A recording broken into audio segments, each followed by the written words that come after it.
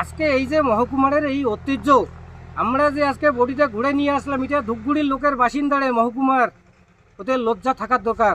ওরা লজ্জা থাকলে আজকে ওরা আন্দোলন করবে যে আজকে একটা বডি চুল্লির সামনে নিয়ে শুয়ে রাখছে 1 ঘন্টা, চুল্লি জ্বলে না, আর ডাকুমেন্ট থেকে বডি নিয়ে যায় 2 ঘন্টা পরে আমরা ঘুরে নিয়ে আসি, ডাকুমেন্ট চুল্লিতে জ্বালাচ্ছি। তাহলে এইটাই কি উন্নত? আমরা দাবি রাখছি যে এই যে উন্নত, এই পরিবর্তন কবে করবে? এই কি মহকুমার অন্য অন্য নেতারা যখন বান ভাঙে, মানে লাগে 5 লিটার তেল, তখন লাগে 600 লিটার তেল লিখে দিদির কাছে পাঠাচ্ছে, আর এইটার ওরা খবর নিতে পারে না। এত বড় উন্নত করলো এরা।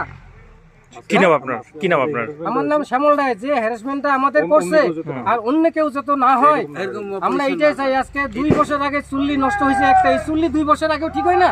তোমরা কাটমানি খাইতে ব্যবস্থা থাকো, মানে অস্থির থাকো, আর আজকে তোমরা চুল্লি একটা ঠিক করলে না। ওই একটা চুল্লি ব্যবহার করতেছো, নষ্ট হয়ে গেছে, একটা বডি শুয়ে রাখছে, চুল্লি ঢুকাবে, সে চুল্লিতে বডি ঢুকাইতে পারে না। তাহলে মানুষের হয়রানি, এটা কি ভালো?